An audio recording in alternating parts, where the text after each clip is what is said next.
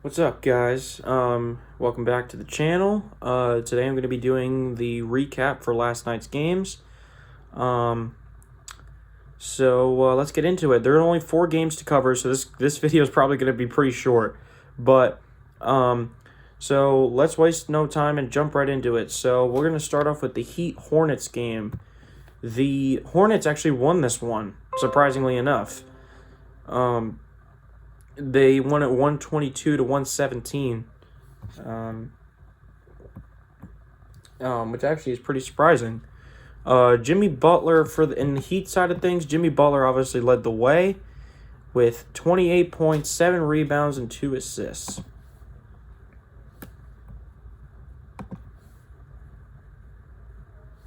One second. Yeah, I apologize. My internet's kind of being a little iffy right now, so I kind of apologize for that. There we go. So yeah, he was 11 of 14 from the field with 7 rebounds, 2 assists, and 3 steals. So he definitely had himself a great game. Played very well. Tyler Hero was the next leading scorer with 24.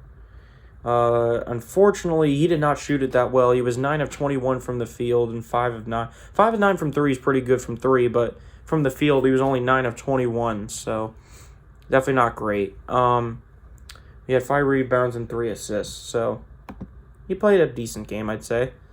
Bam Adebayo chipped in with 17 points, 4 rebounds, and 6 assists. I gotta say, only 4 rebounds for Adebayo, that's a little low.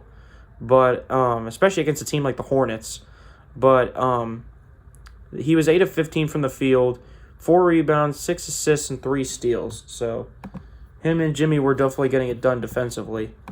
Kyle Lowry had 11.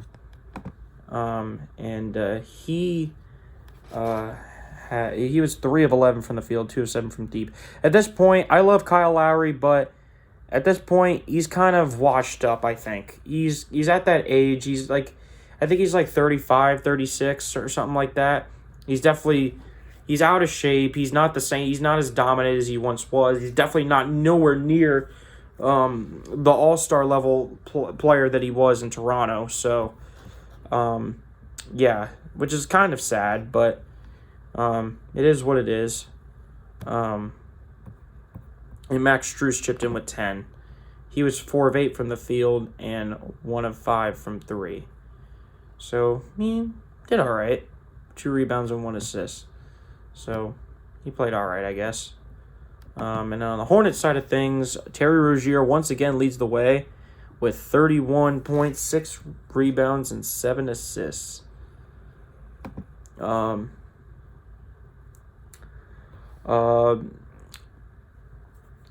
He was 11 of 19 from the field, actually, and 5 of 11 from 3. So he actually played a pretty efficient game. Actually played pretty well, actually. So props to him. He definitely did his thing. 6 rebounds and 7 assists, like I said, and 1 block. So he definitely showed out for sure. Gordon Hayward had 20, actually. I'm actually surprised that he had that many points. But he was 7 of 7 from the field. So he made all of his shots. 7 of 7 from the field, 3 of 3 from deep. So he actually was pretty efficient, believe it or not. So he was basically perfect. He had a pretty much perfect game in terms of shooting.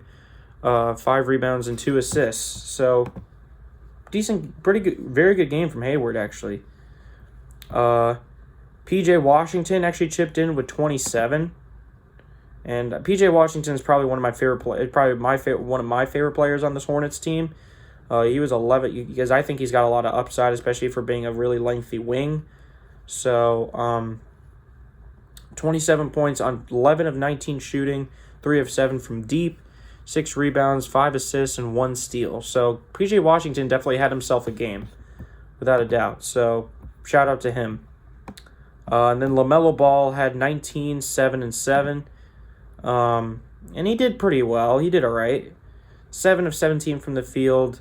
4 of 13 from 3. 13 three-point attempts? Jesus, LaMelo. Yeah, shooting splits were definitely not that good, but he had 7 rebounds, 7 assists, a steal, and a block. So he played pretty decently, I'd say. Everybody else kind of snuck up the joint, though. So that pretty much covers that game. The next game is Pacers and Grizzlies, and obviously the Grizzlies won this one. Benedict Mathurin led the team in scoring, and he led the team in scoring, and he was 9 of 20 from the field, so just below 50%, so not bad, and 2 of 6 from 3. So not the greatest shooting splits, but pretty decent, I'd say. Along with 8 rebounds, 3 assists, and 1 steal. So he definitely played a pretty good game. Aaron Nesmith actually had 16 points. Like I said, former Celtic, have a lot of respect for him. 4 of 8 from the field and 1 of 5 from deep. So he didn't shoot it that much, but I'm assuming most of his points came from the line then. But pretty decent game from him. With 5 rebounds and 1 steal, so good for him. Miles Turner had 15. There's definitely a down game for Turner. He actually only shot it 9 times. It was 5 of 9 from the field, 2 of 4 from 3. So he was efficient, but he didn't really shoot it that much, if I'm being honest. 4 rebounds and 1 assist and 1 block. So he definitely had kind of a down game. Didn't really play too well, but Andrew Nemhard had 12. 5 of 13 from the field, 1 of 7 from deep, so not good shooting splits, but 3 rebounds and 3 assists nonetheless as well.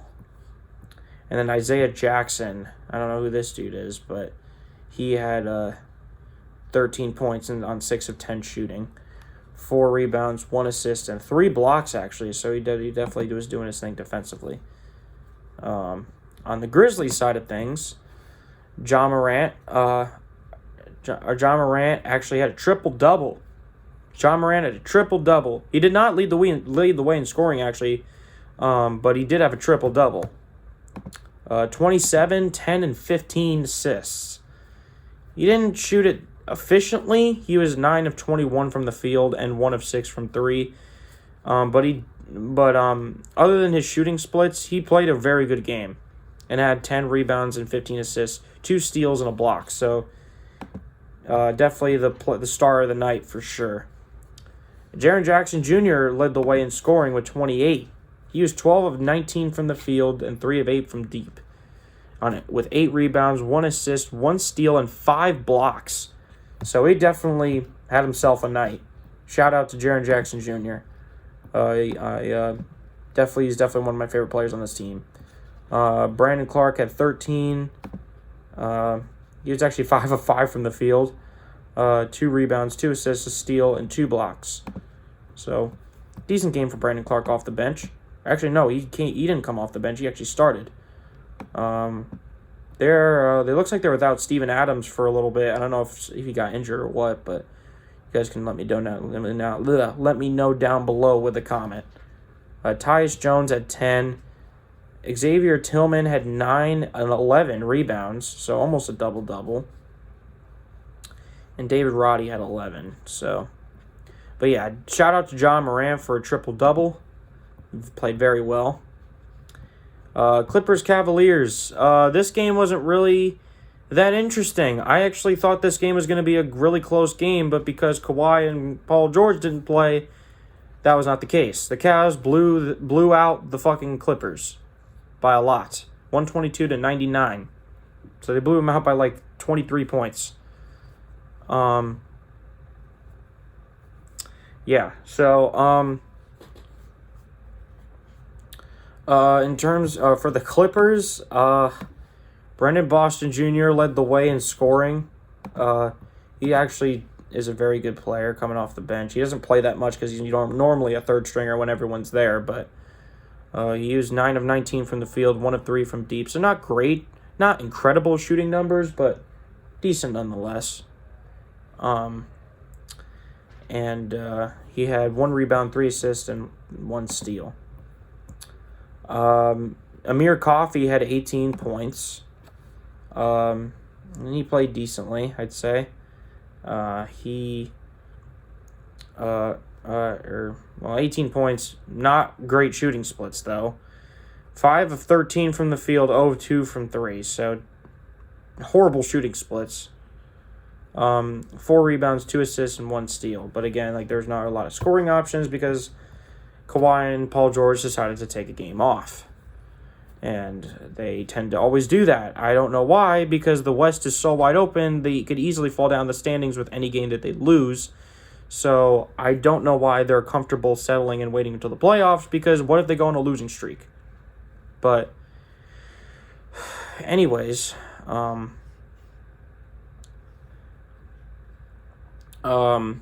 Powell had 11.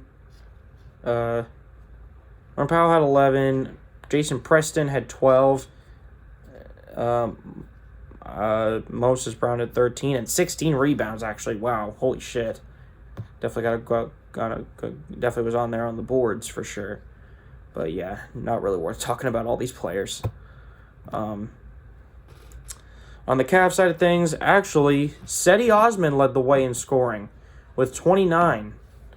And he was 11 of 13 from the field and 7 of 7 from deep. So he was incredibly hot. Made pretty much almost all his shots. 2 rebounds, 2 assists, 2 steals, and a block. So shout out to Cedi Osman. He's a very good role player for them, but he definitely had himself a night. In fact, Donovan Mitchell didn't even play that well. He played, but he did not play well. He only had 11 points and 3 assists. Didn't even grab any rebounds. 5 of 9 from the field and 1 of 3 from deep. So he didn't even really play that well. But Jarrett Allen had 15, 8, and 3. Darius Garland had 16, 2, and 10 assists. And Karis LeVert had 12. So obviously, it was just complete utter domination from the Cavs on Cavs side of things. And finally, we have the Bucks-Pelicans game. The Bucks won this one by 25 points. On the Pelicans side of things, a lot of guys scored in double figures, but Jose Alvarado actually led the way in scoring for them. And as you can see, CJ McCollum, as I look at this, I see CJ McCollum did not play. A lot of guys are taking games off, and I find it weird, but whatever. Like, a lot of guys are just deciding, hey, I'm not going to play. I'm kind of getting tired of that because I don't want to watch I don't really want to watch a lot of regular season games if teams aren't healthy. You know what I mean? So, yeah. Anyways, so Jose Alvarado led the way with 18. And he was 4 of 12 from the field and 3 of 7 from 3. So, not really that efficient, but decent game from him, I guess. Jonas Valanciunas at 16. Trey Murphy III had 16. I don't really feel like talking about any of these players, if I'm being honest. Yeah, not an eventful game, or at least from the Pelicans side. Giannis, though, with a 50-piece. I did see this on YouTube that he dropped 50, but he had 50 points, 13 rebounds, and 4 assists. So Giannis is back to his MVP form after struggling for a little bit in terms of scoring and everything, but 20 of 26 from the field, incredibly efficient, almost as per usual. And actually 3 of 4 from deep, so he made 75% of his threes. 13 rebounds, 4 assists. So utter domination from Giannis. And then only 2 other guys scored in double figures. Brook Lopez had 15, 8, and 3. And he was 6 of 12 from the field and 0 of 4 from deep. So, he had an all right game. And then Drew Holiday had 17. Chris Middleton only had 9 points. Chris Middleton's still on that minutes restriction, though, so it's all right. 7 of 15 from the field, 1 of 7 from 3 for Drew Holiday. So, yeah. And that's basically it, guys. Last night was pretty uneventful. A lot of guys were decided not to play, and there were only 4 games to watch. So definitely,